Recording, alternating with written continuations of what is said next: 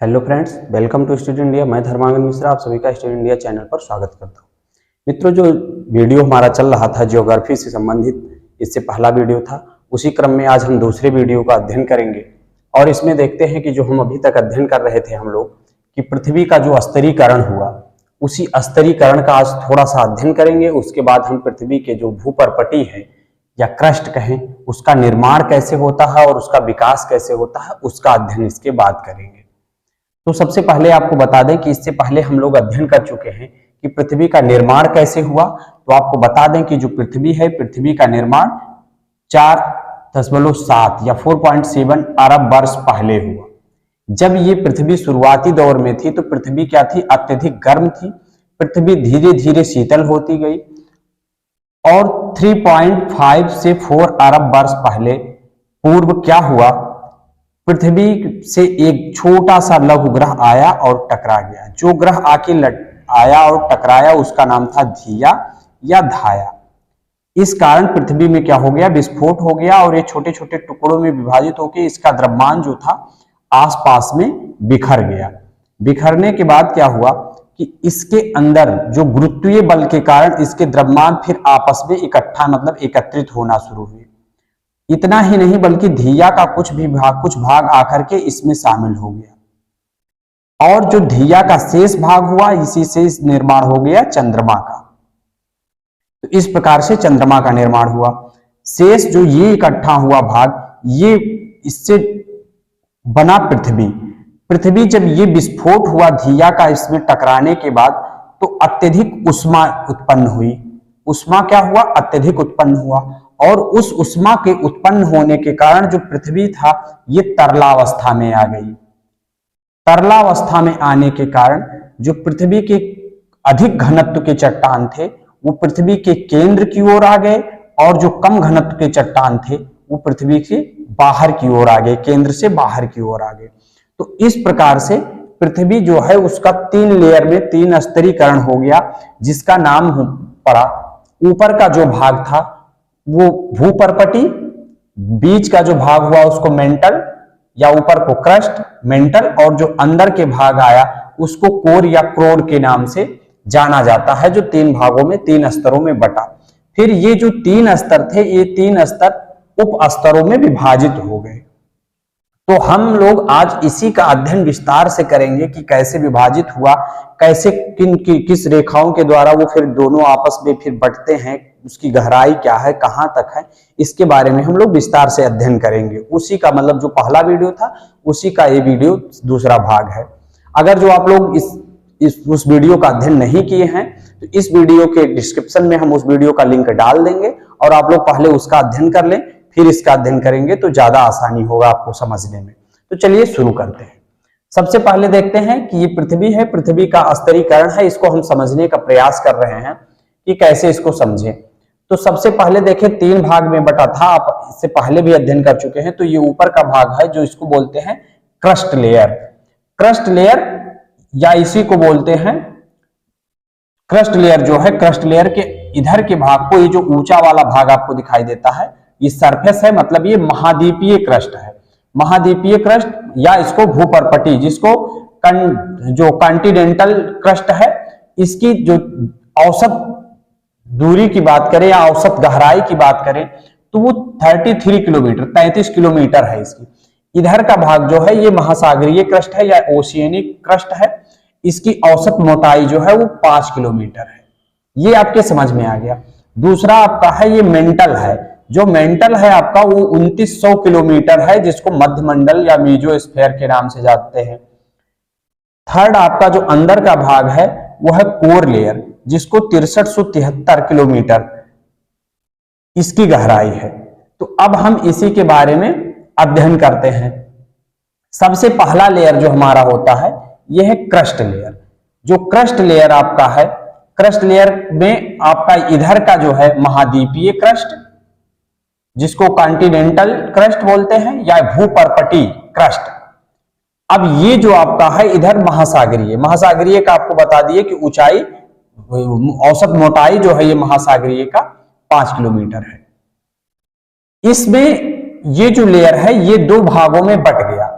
जो है ऊपर का है अपर क्रस्ट, नीचे वाले को लोअर क्रस्ट बोलते हैं। मतलब जो क्रस्ट है ये दो भाग में बट गया, अपर क्रस्ट और लोअर क्रस्ट।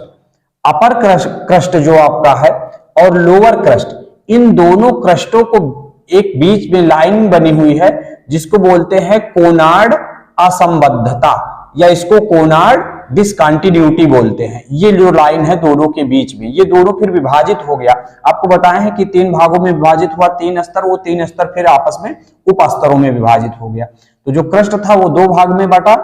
अब इसमें ये जो क्रस्ट हमारा है, क्रस्ट में होता क्या है, इसमें मुख्यतः ग्रेनाइट, इसमें जो आपका क्रस्ट लेयर है इसमें ग्रेनाइट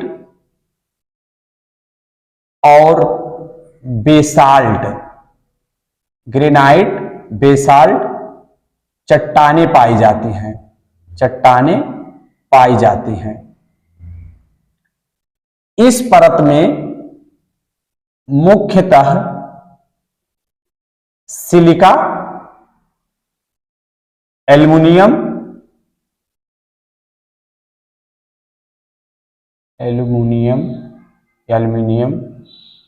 मैग्नीशियम जैसे तत्व की प्रधानता पाई जाती है।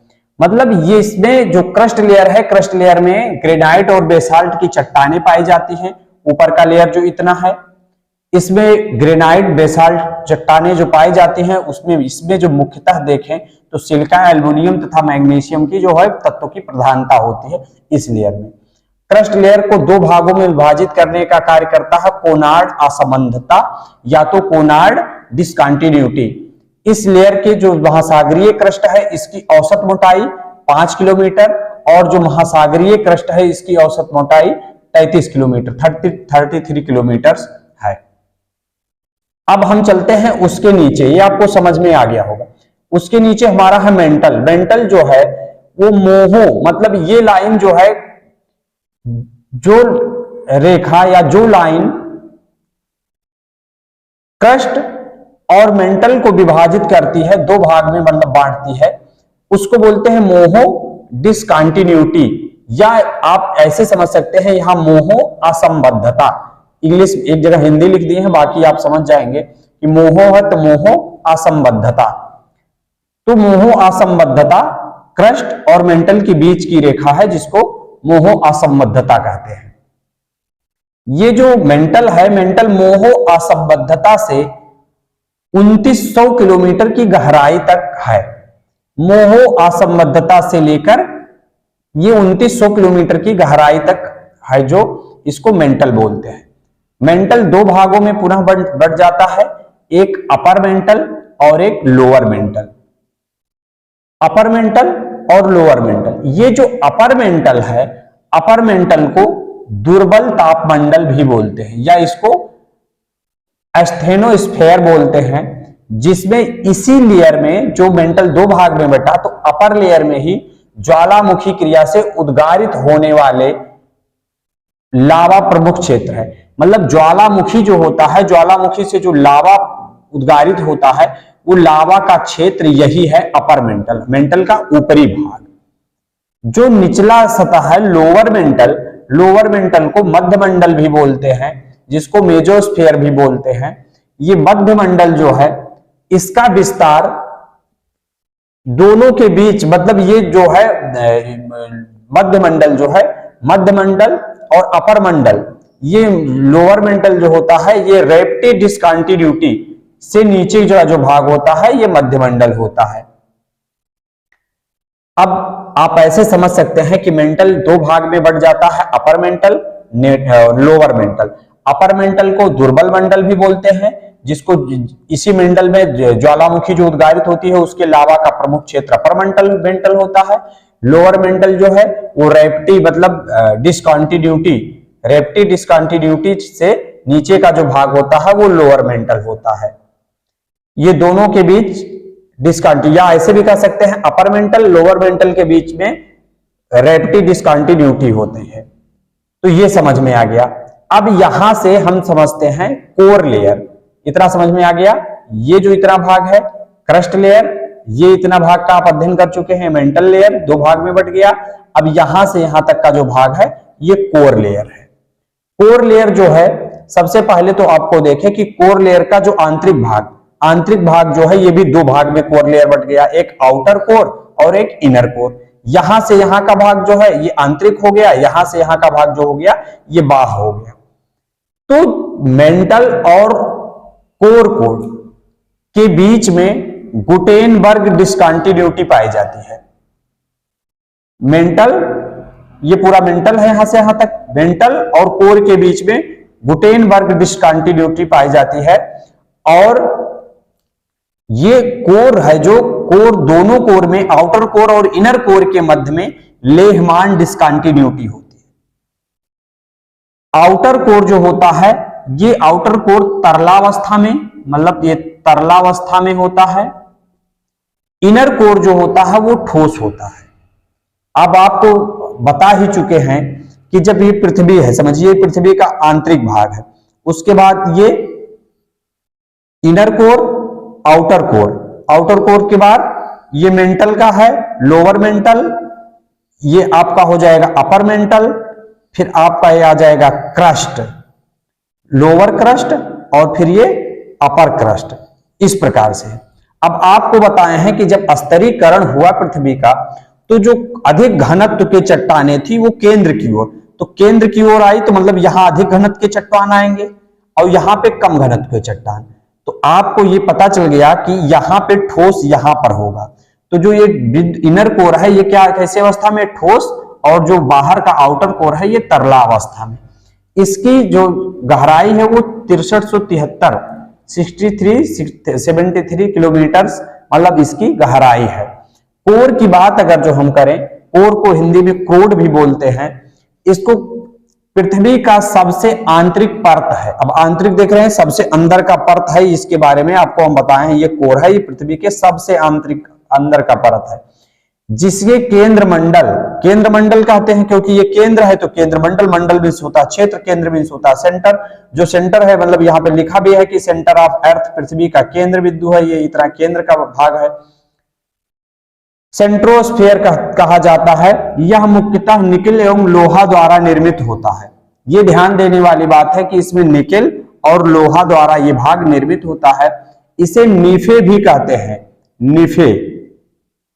नीफे आप जानते हैं कि निकेल और फेरस जो लोहा होता है वो। अब इसमें नीफे के नाम से भी जाना जाता है। ये इनर के बारे में बात कर रहे हैं। तो अब आपको ये समझ में आ गया होगा कि पृथ्वी का जो स्तरीकरण हुआ, पृथ्वी के स्तरीकरण में कैसे पृथ्वी का स्तरीकरण हुआ और उसके पृथ्वी के भाग जो हैं वो कैसे बटे हुए हैं। तो आपको एक बार फिर से समझ लेते हैं। ये पृथ्वी का स्तरीकरण जब हुआ तो ये सरफेस है, सतह, और ये सेंटर ऑफ अर्थ, पृथ्वी का केंद्र है। इधर का भाग जो है ये महाद्वीपीय क्रस्ट है। इधर का भाग जो ये इतना भाग है ये आपका सागरीय है। सागरीय मतलब समझिए कि जो पृथ्वी भाग है उससे गहरा है, गहरा इसलिए बना। इसकी औसत मोटाई 5 किलोमीटर, इसकी औसत मोटाई 33 किलोमीटर, 33 किलोमीटर है। ये दो भाग में बट गया, अपर और लोअर। तो इसके बीच में जो है वो है कोनार्ड असंबद्धता या कोनार्ड डिस्कंटिन्यूटी, जो इसको दो भागों में बांटती है। उसके बाद मोहो डिस्कंटिन्यूटी है जो क्रस्ट और मेंटल को बांटती है। तो ये मोहो के बाद जो मेंटल आया तो मेंटल को के बीच में रेप्टी है। रेप्टी के ऊपर का भाग जो है वो मेंटल और अपर मेंटल, और नीचे का भाग लोअर मेंटल। अपर भाग में जो लावा उद्गारित होता है ज्वालामुखी क्रिया में, वो उसका ये प्रमुख क्षेत्र है। और फिर नीचे का भाग जो आप आ गया वो कोर है। तो कोर के और मेटल के बीच में गुटेनबर्ग डिस्कंटिन्यूटी है। और आउटर कोर और इनर कोर के बीच में लेहमान डिस्कंटिन्यूटी है। इनर कोर जो है वो ठोस अवस्था में, आउटर कोर जो है वो तरला अवस्था में, और जो ये क्रोड है, क्रोड ये पृथ्वी का सबसे आंतरिक भाग है जिसे केंद्र मंडल कहा जाता है। और ये मुख्यतः लोहा और निकेल और लोहा के द्वारा निर्मित है, जिसके कारण इसको नीफे भी कहते हैं। तो आपको ये अच्छे से समझ में आ गया होगा वीडियो।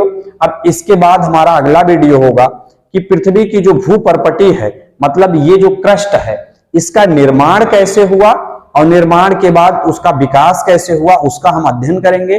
उसके बाद वाला वीडियो जो हमारा आगे आएगा, इसके आगे वीडियो आएगा, वो आएगा हमारा भूकंप से संबंधित वीडियो आएगा। तो आप लोग चैनल पर बने रहें और अंत तक इसको वीडियो को देखें, समझें। आपको वीडियो कैसे लगता है उसको हमें कमेंट सेक्शन में जरूर बताएं और अपनी तैयारी में लगे रहें। Thanks, best of luck.